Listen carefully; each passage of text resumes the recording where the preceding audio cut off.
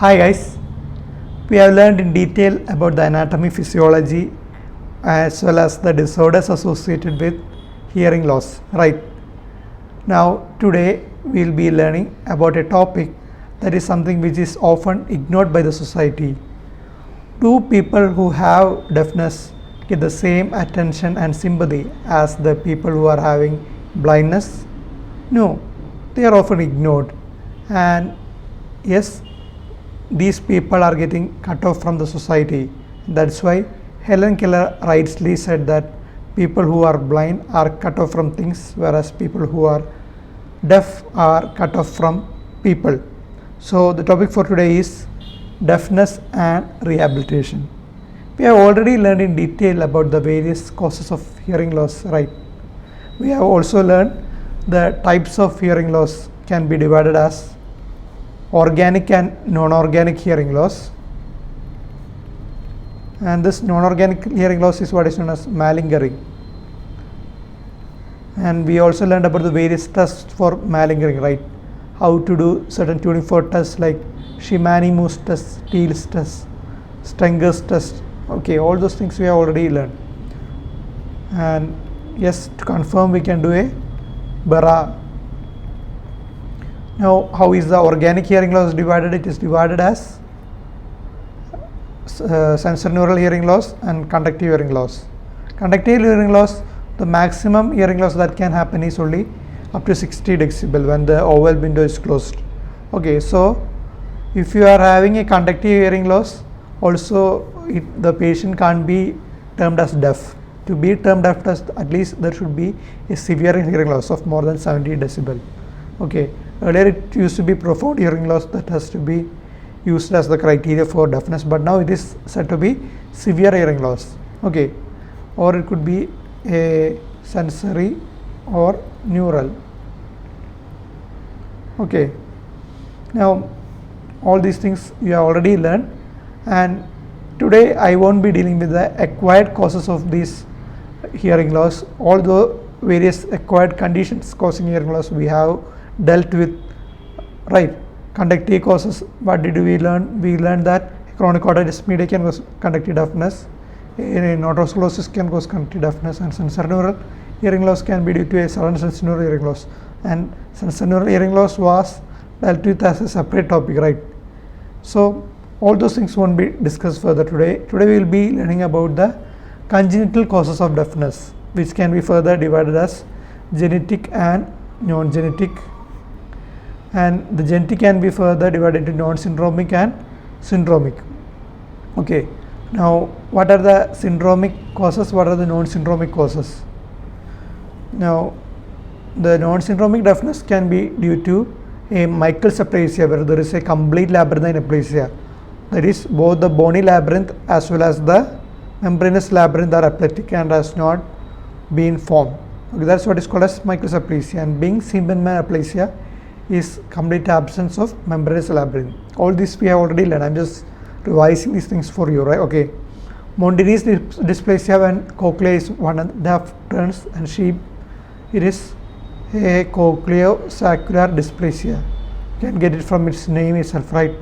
Sheep's, which is cochlear-saccular dysplasia. And this is the most common cause. And Alexander's, there will be basal turn of cochlea aplasia. Okay, now what is this? This is an autosomal recessive condition where there is a QT prolongation with deafness. What is that condition? This might be asked as an MCQ for you. That is Jervell-Lange-Nielsen syndrome. Okay, Jervell-Lange-Nielsen syndrome. This is a autosomal recessive condition. Now, what are the other autosomal recessive conditions that you know of? It could be due to a Pendred syndrome. Pendred syndrome, when a Pendred gene is affected. Okay, SCL26A4 gene is affected in Pendred syndrome, and of course this gene is the one which is associated with enlarged vestibular acudate syndrome as well. Okay, when Rett syndrome and SCL26A4 gene, that may be asked as an MCQ for you. Okay, this can also cause enlarged vestibular aqueduct. Okay, so these are the autosomal recessive conditions that you have to know of. Another condition is the Usher syndrome, where there is retinitis pigmentosa associated with SNHL and vertigo. Okay, so that is what is called as a Usher syndrome. Okay, now what are the genes associated with deafness? You know, there is call gene. Okay, call1A1, call1A2, all those genes are associated with a syndrome, right? What was that syndrome? Yes, it is Van der Rohe syndrome. It is associated with otosclerosis and blue sclero, right? And of course, the call4A3, A4, A5 are associated with another syndrome called Alport syndrome. Alport syndrome is X-linked recessive. Autosomal recessive and autosomal dominant variants are also seen. Okay. Now there is another important syndrome which you have to know. What is that? Yes, that is a syndrome which is associated with white forelock of hair and heterochromia iridis. Okay, what is that? That is what is called as the Van der Berg syndrome. Okay, Van der Berg syndrome. Now what are the features of this? There will be a white forelock of hair and heterochromia iridis along with deafness.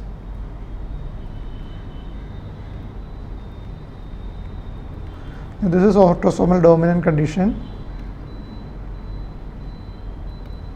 Okay. Now another condition is the Cruzen syndrome, where you will have got a facies like that of a frog. Okay. And again there are other conditions which result in conductive deafness, like the golden hair syndrome, the Treacher-Collins syndrome. Okay, all these conditions you just have to remember, and Charles syndrome we have already dealt with, right? So these are the various causes of syndromic deafness. Okay, now I told you the deafness can be divided as genetic and non-genetic, and this non-genetic causes can be due to some insult during the perinatal period. Okay, so it could be a perinatal cause or a postnatal cause. What are the various perinatal causes of deafness? And these causes include torch infections. What are these torch infections? Torch infections during an antenatal period, like the toxoplasmosis, rubella, CMV infection, herpes infection. All these can result in hearing loss. Okay, so these are important. And what are the postnasal causes that can occur when you are having a poor Apgar score? Prematurity, poor Apgar score, prematurity, and hyperbilirubinemia.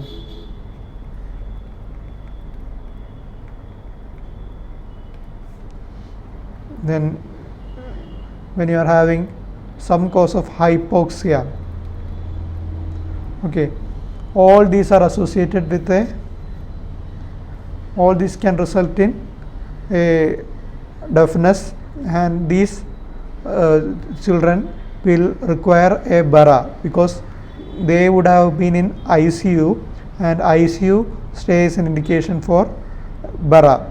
Okay, you can't just do an OAE and say that the patient is having a normal hearing.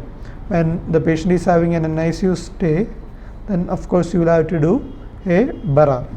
Okay. How will you assess for hearing loss in children? by doing certain things like assessment of Morse reflex and cessation reflex, we can get a rough assessment. Okay, and for older children you can do a distraction test, or you can go for a conditioned reflex and play audiometry, but the definite thing to assess is always BAHA.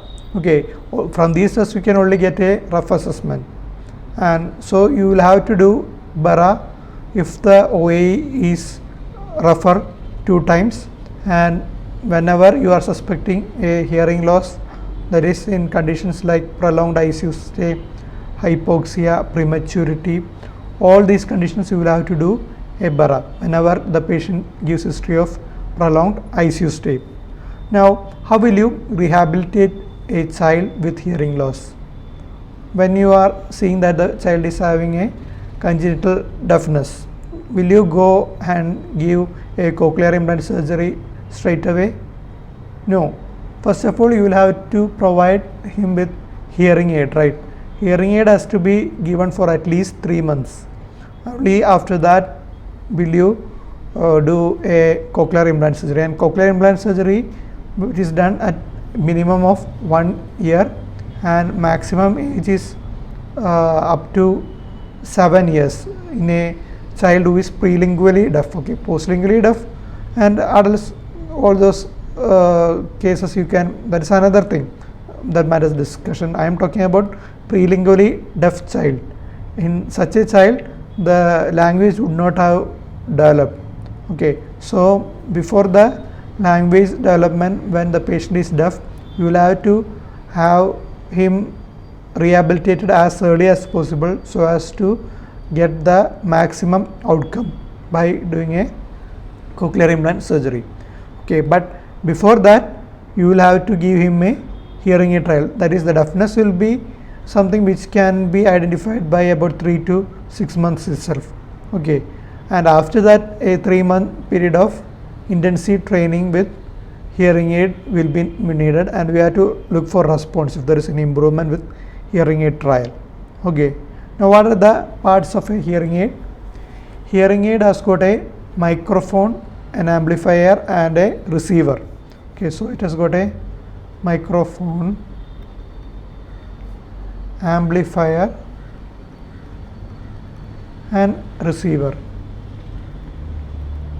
Okay, now how will you use a hearing aid in a child? Okay, is it possible to use hearing aid in all the children, and what are the types of hearing aid that can be used? Hearing aid is basically a device which amplifies the sound. For that, what is being done is microphone is detecting the sound waves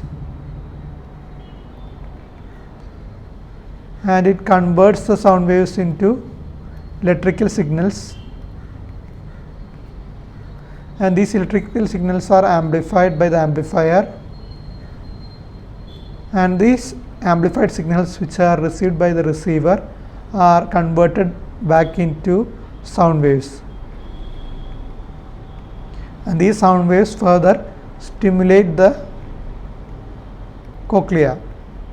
Okay, this is what is being done in case of hearing aid, and hearing aid will be useful only if there is a little bit of hearing left. But when you are going to do a cochlear implant surgery, even the very minute hearing which we can't assess will be useful, okay, to prevent an auditory plasticity, because when the auditory area is deprived of signals, what happens is that that area will undergo plasticity and it will be taken over by adjacent area in the brain. Okay, so to prevent that also, hearing aid has to be given for at least 3 months. Now, what are the types of hearing aid used? It could be a behind the ear, in the canal, or completely in the canal hearing aid. But when you are having a child with a deformity of the pinna, as in microtia, will you be able to keep a hearing aid? No, because the hearing aid can't be held up with the pinna and the extensor canal in case of a microtia or external canal atresia. In that case, what will you use? You use a device like this. What is this device that you see? This is the bone anchored hearing aid. Okay, bone anchored hearing aid. This is also called as BAHA. Okay, BAHA. Now, what are the parts of a BAHA? It has got a titanium fixture, a titanium abutment, and a sound processor. Initially, what you do is you put the titanium fixture, and then after OC integration is complete, the titanium abutment and onto it the sound processor is put. Okay, and what is the minimum age? According to FDA, the minimum age is 5 years, but even at 3 years it can be done if the scalp thickness has developed properly. In that case, even in 3 years you can do a bone anchored hearing aid surgery. So what you are doing is you are putting a titanium fixture onto the bone, and you are using the bone conducted sound for hearing. Okay, bone conducted sound is used for hearing. And so what are the various indications of BAHA? One I told you, it is in microtia, EAC atresia. Okay, that is one.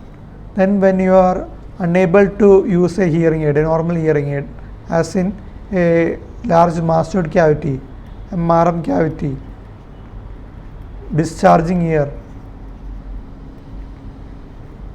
In all these conditions also you use a BAHA.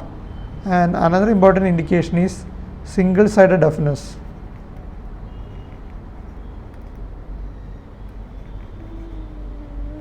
When you are having a single-sided deafness, you will have to use a BAHA because you want to stimulate the cochlea of the deaf ear.